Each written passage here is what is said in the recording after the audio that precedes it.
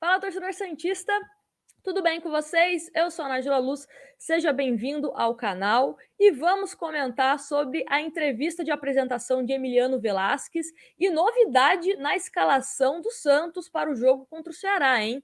Envolvendo o próprio Emiliano Velasquez, e também vamos comentar alguns temas que o executivo de futebol do Santos, André Mazzuco, comentou na coletiva, né? Ele que estava ao lado do Emiliano Velasquez na apresentação. Então vamos falar sobre vários assuntos, sobre reforços, sobre os salários do Santos, será que estão em dia, será que não estão em dia, uma projeção para a próxima temporada também. Então fica até o final do vídeo que tem muita informação bacana.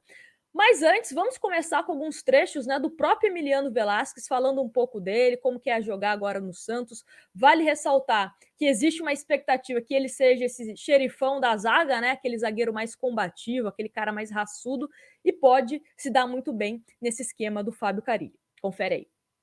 Saudações santistas, feliz de novo por estar hoje podendo apresentar mais um reforço do Santos para essa temporada e já com planejamento da próxima temporada, mais um atleta uruguaio no elenco, nosso zagueiro Emiliano Velasquez. Muito feliz, Emi, por ter você aqui, atleta que já está conosco, já está treinando, está pronto para a estreia e também não tenho dúvida que vai nos ajudar muito nesse processo, tanto agora como desenvolvimento dos nossos meninos também, que estão no elenco, um atleta com experiência de seleção, atleta que vem com espírito renovado, um atleta que quis vir ao Santos, né? Então, para nós é muito importante esse comprometimento e a gente está muito feliz de receber o Emiliano para esse planejamento. Bem-vindo.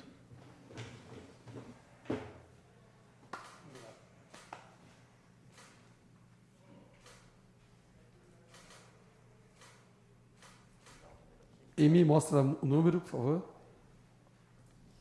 Número 61. Ahora que estoy acá, disfrutar y más que nada empezar a ayudar al equipo de lo que sea posible. Y en cuanto a la pregunta, tenía muy buenas referencias de Santos. Es un equipo muy grande, la gente lo sabe, tiene jugadores que salieron de acá y que hicieron mucha historia. Y nada, qué puedo aportar o qué puedo ayudar al equipo, creo que en cuanto a experiencia, a un poco de ayudar a que mis compañeros den el máximo y aportar desde ahí. Es un poco más de lo mismo, un jugador que va a dar todo de sí, que voy a disputar cada balón como si fuera el último, tratar de ordenar para que mis compañeros tengan un mejor desempeño y que lo hagan de una manera más fácil.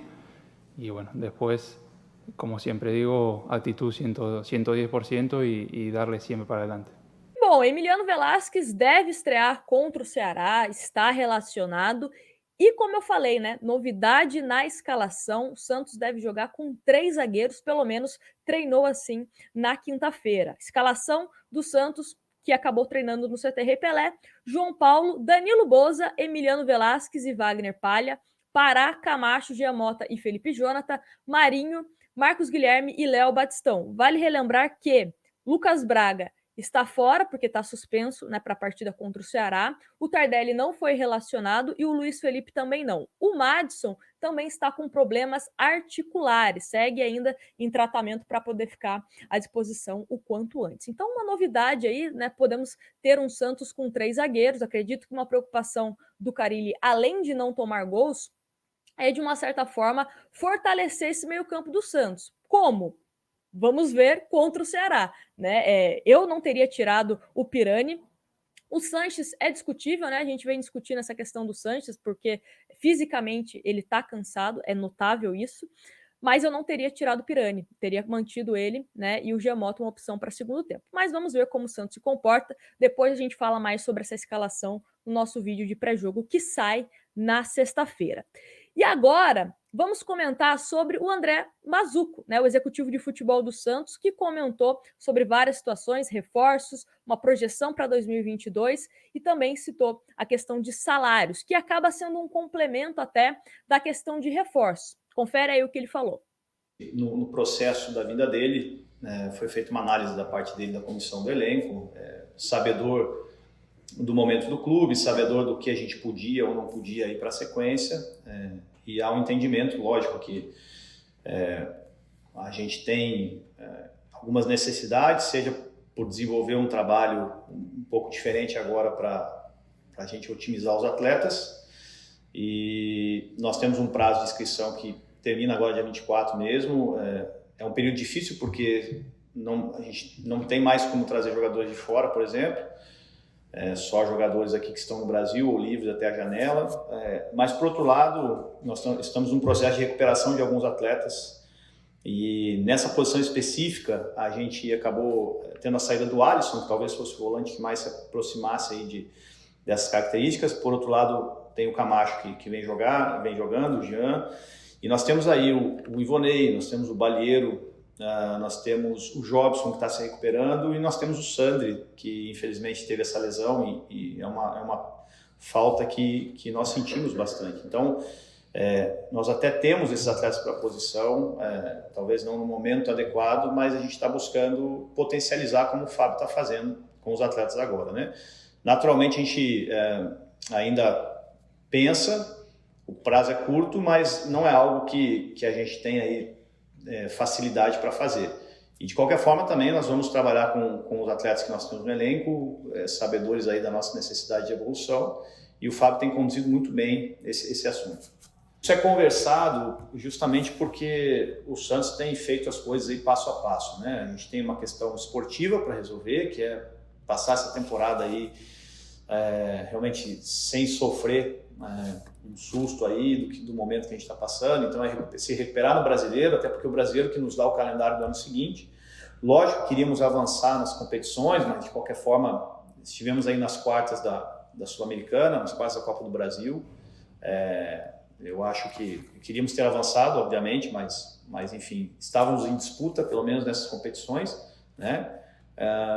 E agora é ajustar o Brasileiro para a gente poder ter uma tranquilidade, como eu falei, para poder pensar melhor ainda ano que vem. É um ano também de reconstrução, mas que a gestão assumiu em janeiro desse ano, então pelo menos a gente caminhando bem na sequência, a gente vai poder planejar com um pouco mais de tempo aí a temporada de 2022 e dentro das possibilidades na reconstrução do clube, voltar o Santos aí a brigar por mais títulos do que, né, já vem brigando aí nos anos recentes. Fora de campo, o presidente e seus pares não medem esforços para deixar a situação melhor possível. Nós vivemos uma situação tranquila em relação aos vencimentos. Isso infelizmente, é um pouco raro no Brasil, né? Mas o Santos é um clube hoje equalizado em relação aos seus salários. Não temos questão de investimento, por isso é muito claro, porque o clube está buscando equalizar suas dívidas. A estrutura hoje nos atende muito bem, nós temos bons profissionais trabalhando em todos os setores, fizemos algumas aquisições e trouxemos profissionais aí de qualidade também para nos ajudar em vários setores que atuam diretamente com o futebol. Então, assim, o trabalho em si está sendo feito. Fora de campo, nós temos total suporte do presidente, do vice-presidente, enfim, das pessoas que comandam o clube.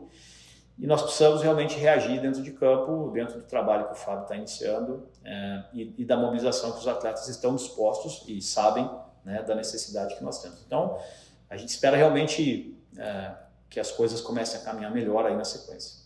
Olha, eu não sei a avaliação de vocês, mas eu assistindo a live, né, a entrevista do Mazzuco, me deu a impressão de que reforços é uma coisa muito difícil por hora no Santos, por alguns motivos. Primeiro, obviamente, a questão financeira. Os salários estão em dia, então, de uma certa forma, você precisa fazer escolhas, né? Mantém o salário em dia ou você vai ao mercado tentar contratar um jogador. Outra coisa, para você ir em busca de novos jogadores, até o dia 24 de setembro para você conseguir registrá-los para que eles possam atuar ainda no Campeonato Brasileiro desta temporada. Outro ponto importante em relação a reforços, a questão de que a janela internacional está fechada. Então você pode contratar, né, algum jogador aqui do futebol brasileiro ou, né, algum estrangeiro, enfim, que estava em outro clube, só que sem contrato, só nessas condições. E volto a dizer, a questão financeira pesa, né? Você tem que negociar o salário, às vezes o salário do jogador não encaixa o que o time quer pagar, enfim, várias questões. E a projeção para 2022, como ele cita, né? A expectativa do clube é que consiga ter um respiro melhor em 2022, mas ainda com muita cautela. O próprio presidente do Santos disse em outras entrevistas que não é só esse ano que a gente vai passar aperto e 2022 o Santos está rico. Não. É um problema que vamos ter que encarar em 2022, 2023. O Santos sofreu muito nas últimas gestões, teve que se desfazer de jogadores nesta temporada, né, com valores muito abaixo do que geralmente poderia ter vendido. Então, N coisas que a gente precisa discutir para o próximo ano. Mas é bom o Santos já se preparar para 2022, até pensando em jogadores que podem sair, jogadores que vão ficar, para ter esse planejamento. Porque, por exemplo, o Santos perdeu praticamente a sua zaga inteira, né? Lua Pérez e Lucas Veríssimo, o Alex também acabou saindo. Então você precisa ter um planejamento.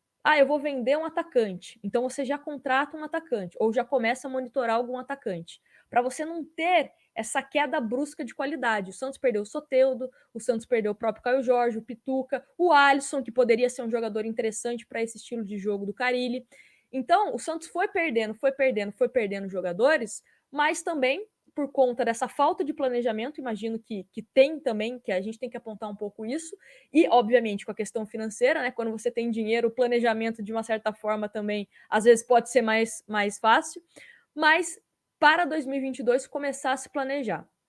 Quais jogadores a gente pode perder, quais jogadores a gente não pode perder de jeito nenhum e quais posições a gente precisa se reforçar. Então, dito isso, o Santos para 2022 precisa olhar para 2021 e aprender algumas questões que eu acho que é importante. Mas, por hora, o nosso próximo desafio é ganhar do Ceará, depois ganhar do Juventude, depois tem clássico contra o São Paulo, Fluminense, Grêmio, jogos importantes para a gente conseguir dar um respiro e não ficar comentando, né? Será que o Santos vai cair para a Série B? Enfim, porque se a gente consegue, nessa sequência de jogos, resultados interessantes, são 15 pontos em disputa. Se a gente conseguir, sei lá, pelo menos mais que a metade, já dá um certo respiro, porque são jogos diretos com esses adversários. Então a gente ganha e eles deixam de ganhar. Então tem um peso 2, digamos assim, nesses confrontos. Mas, enfim, quero saber de vocês o que você pensa, né, dessa estreia do Velasquez, se iria mesmo com 3 zagueiros, o que você está achando desse trabalho do Carille. A questão de reforço, se você acha que o Santos vai contratar alguém, qual posição, né? Vale ressaltar que a gente até fez um vídeo sobre isso, né? Uma posição que o Santos estaria em busca por conta do Carille era a de primeiro volante. Então, será que o Santos vai conseguir contratar esse primeiro volante ou não? Deixa aqui nos comentários, não esquece de deixar o seu like e se inscrever no canal. Um grande abraço para vocês e até o próximo vídeo.